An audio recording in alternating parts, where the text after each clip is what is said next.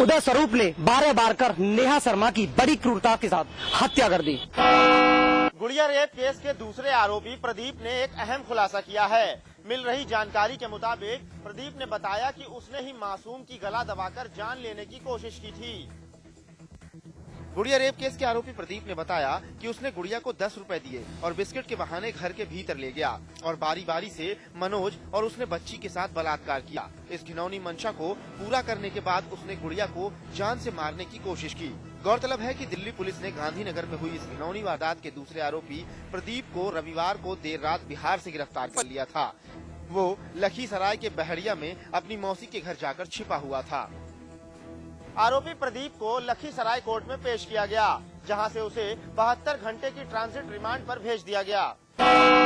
दिल्ली में हुई गुड़िया के साथ रेप के बाद पूरे देश के लोगों में आक्रोश है और देश भर में इसको लेकर विरोध प्रदर्शन हो रहे हैं, लेकिन उसके बावजूद बलात्कार जैसी घिनौनी घटनाएं थमने का नाम नहीं ले रही। ताजा मामला बरेली के कुलड़िया थाना क्षेत्र का है, जहां उधार के पैसे मांगना एक लड़की को महंगा पड़ जाता है। उधार के पैसे देने के बहाने एक लड़की के साथ 3 लोग बलात्कार करते हैं। मीडिया के सामने अपना दर्द बयां करती इस लड़की का आरोप है कि गांव के ही असकार ने 6 महीने पहले अपनी बहन की शादी के लिए पीड़ित लड़की के घर वालों से 70,000 रुपए उधार लिए थे और जब पीड़ित लड़की के घर वालों ने उधार के पैसे मांगे तो वो टाल मटोल करता रहा और फिर कल पैसे देने के बहाने उसे अपने घर पर बुलाया, जहां 3 लोगों ने उसके साथ बलात्कार किया।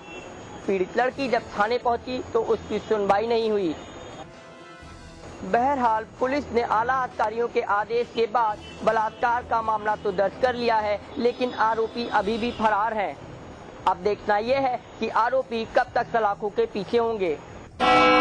हल्द्वानी में एक युवक ने अपने पड़ोस में रहने वाली नाबालिग छात्रा के साथ दुराचार का प्रयास किया है, जिसके बाद स्थानीय लोगों ने आरोपी युवक को पीट कर पुलिस के हवाले कर दिया। दरअसल मामला बनभूलपुरा चौकी क्षेत्र का है, जहां वार्ड नंबर 24 में रहने वाले नाबालिग छात्रा के साथ उसके पड़ोस में रहने वाले युवक ने दुराचार करने की कोशिश की है।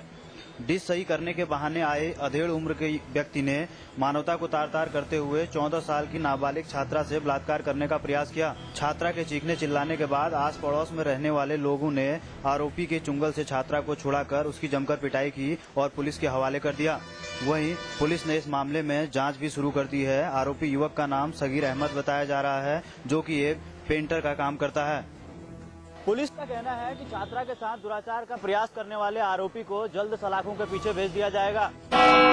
जहां भारत देश में नाबालिग लड़कियों को देवी के रूप में पूजा जाता है, वहीं पर आज नाबालिग से बलात्कार की घटनाएं कम होने का नाम नहीं ले रही हैं। दिल्ली में हुए नाबालिग गुड़िया से रेप का मामला थमने का नाम नहीं ले रहा है। वहीं दूसरी ओर उत्तर प्रदेश के हमीरपुर में भी 8 साल की नाबालिग बच्ची के साथ एक हलवाई ने किया है बलात्कार। हमीरपुर जिले के राठ कस्बे में बीती रात एक शादी समारोह में शामिल हुए एक परिवार की मासूम बच्ची के साथ शादी में काम कर रहे 45 साल के बहसी दरिंदे ने अपनी हवस का शिकार बना डाला। मासूम की चीखने व रोने की आवाज सुनकर घर के लोग जब वहां पहुंचे तो मासूम बच्ची खून से लथपथ पड़ी थी और वहीं बेहोशी की हालत में अस्पताल में परिजनों ने उसे भर्ती कराया। हालत सही न होने पर उसे जिला अस्पताल रेफर कर दिया गया, जहां उसका इलाज चल रहा है। पुलिस ने तेजी दिखाते हुए आरोपी को गिरफ्तार कर लिया है और मामला भी दर्ज कर लिया है। नाबालिग से बलात्कार के मामले थमने का नाम नहीं ले रहे हैं और आम जनता संसद से लेकर सड़क तक इसका विरोध जाहिर कर रही है।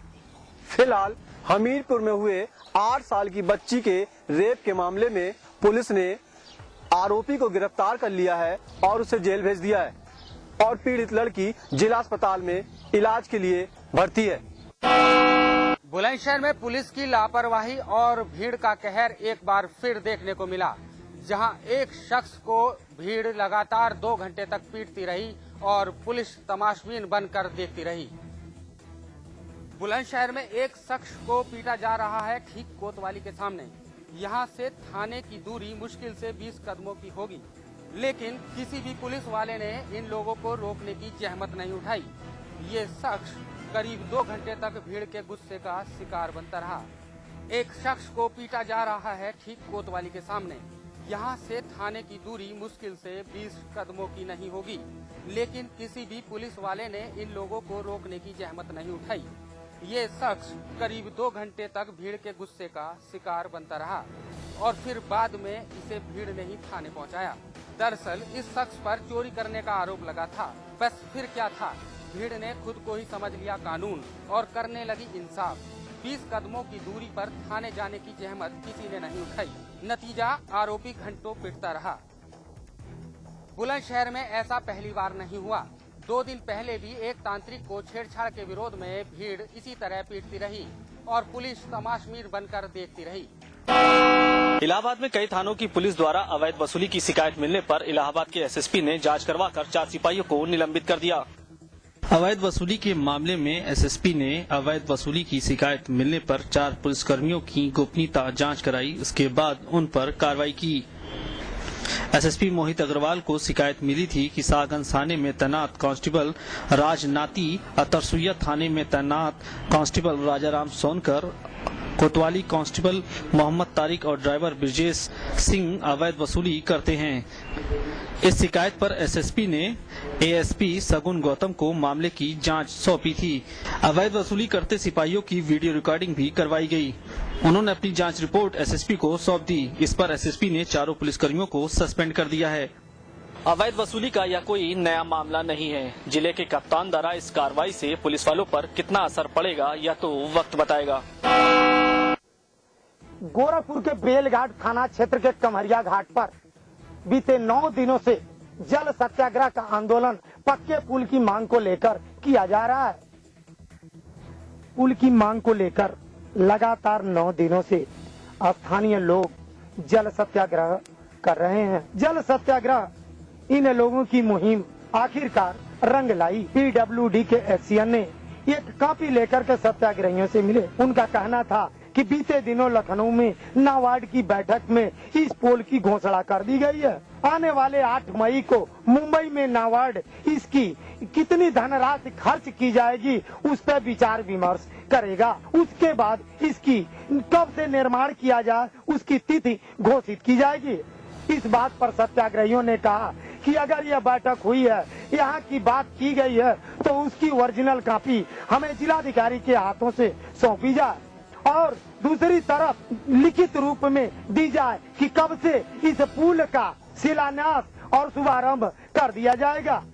सत्याग्रह कर रहे लोगों की मांग है कि उस बैठक की ओरिजिनल कॉपी हमें प्रोवाइड कराई जाए। आईपीएल 6 में पुणे वॉरियर्स के खिलाफ रॉयल चैलेंजर्स बैंगलोर के बल्लेबाज क्रिस गेल ने ताबड़तोड़ बल्लेबाजी करते हुए नाबाद 175 रनों की रिकॉर्ड पारी खेली है। पुणे वॉरियर्स के खिलाफ मैच में गेल ने मैदान पर आते ही जमकर हाथ खोलना शुरू कर दिया और ताबड़तोड़ बल्लेबाजी करते हुए महज 30 गेंदों में अपना शतक जड़ दिया। टी20 लीग के किसी भी सीजन में ये अब तक का सबसे तेज शतक है। इससे पहले यूसुफ पठान ने 37 गेंदों पर शतक जमाया था। यही नहीं, ये टी20 के किसी भी टूर्नामेंट की सबसे तेज सेंचुरी है, जहां टी20 मैचों में सबसे तेज शतक का रिकॉर्ड एंड्रू सैमंड के नाम था। सैमंड ने 34 गेंदों में शतक लगाया था। क्रिस गेल की तूफानी बल्लेबाजी के आगे पुणे के सभी बॉलर घुटने टेकते नजर आए। गेल ने जब अपना शतक पूरा किया तब पारी के 10 ओवर भी पूरे नहीं हुए थे। गेल ने ताबड़तोड़ बल्लेबाजी करते हुए जहां एक नया कीर्तिमान स्थापित किया, वहीं ये भी साबित किया कि अगर गेल जैसा खिलाड़ी मैदान पर मौजूद हो तो कोई भी स्कोर बड़ा नहीं।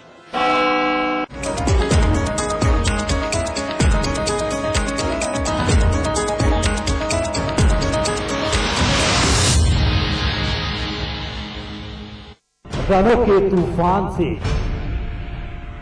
जिसने पलटी हैं ना जाने कितनी बाजियां,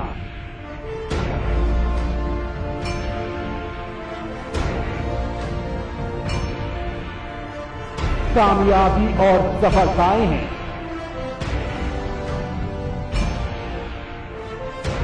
जिसके बल्ले की दासियां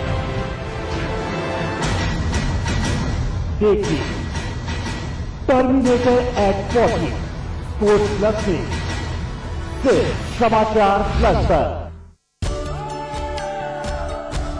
इसमें टेस्ट है, तंबाकू नहीं। आप भी आजमाइए रजनीगंधा। रजनीगंधा आज ली क्या? इंटरेस्टिंगली।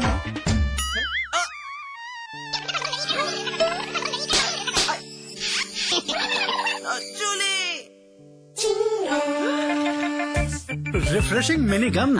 क्या? हर कोई चाहता है रोग मुक्त जीवन। योग और आयुर्वेद से कैसे पाएं स्वस्थ तन और मन? क्या कहती है एक्सपर्ट की सलाह?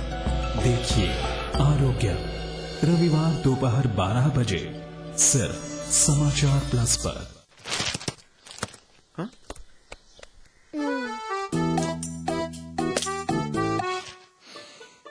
सौंफ, इलायची, खजूर, मिश्री। वाह, सब एक से बढ़कर एक है, मगर कोई अपना बड़प्पन नहीं जताता, है ना? रहो हमेशा पास पास। हाय।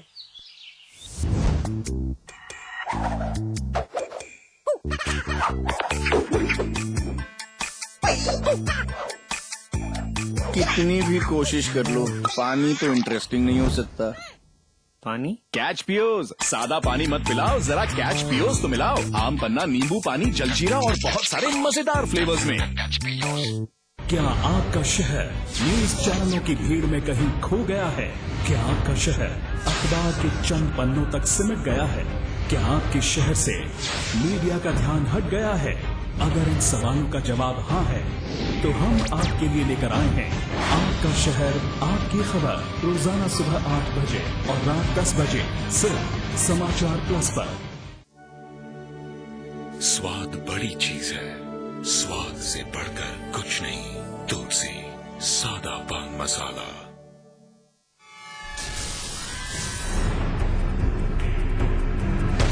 अगर आपके आसपास हो रहा है कुछ गलत, तो समाचार प्लस दे रहा है आपको मौका सिटीजन जर्नलिस्ट बनने का। अपने कैमरा या मोबाइल फोन से खींचिए तस्वीर या वीडियो और उसे भेज दीजिए, या कीजिए हमें फोन। अपनी खबर को दीजिए अपना अंदाज, बनिए जनता की आवाज। सिटीजन जर्नलिस्ट सिर्फ समाचार प्लस पर। खबर वही जो हमने कही।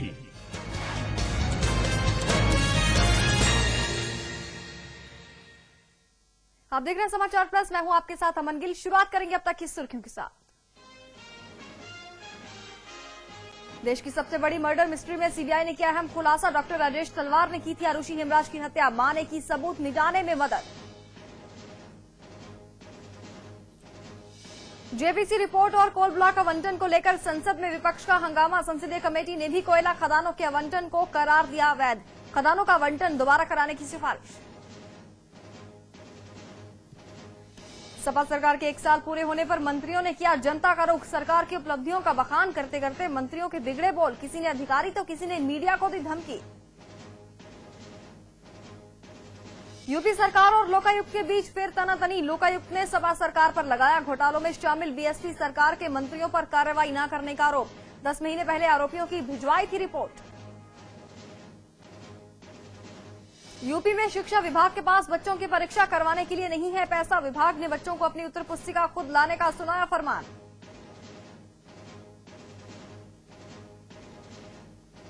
निकाय चुनाव में मुख्यमंत्री विजय बहुगुणा ने संभाली प्रचार की कमान। जोशीमठ और गोपेश्वर समेत जगह जगह नगरपालिका के कांग्रेसी प्रत्याशियों के लिए जनसभाएं।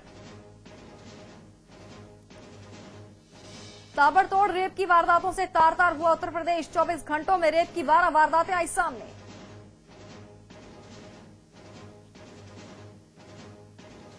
आगरा के नेहा शर्मा हत्याकांड का खुलासा। पुलिस ने एफएसएल रिपोर्ट के आधार पर 2 लोगों को किया गिरफ्तार। 15 मार्च को लैब में हुई थी शोध छात्रा की हत्या।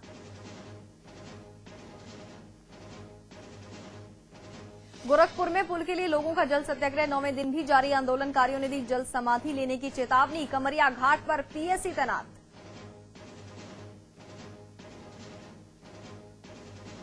और बेंगलोर में पुणे के खिलाफ क्रिस गेल ने जड़ा सबसे तेज शतक। 30 गेंदों में शतक मारकर बनाया वर्ल्ड रिकॉर्ड।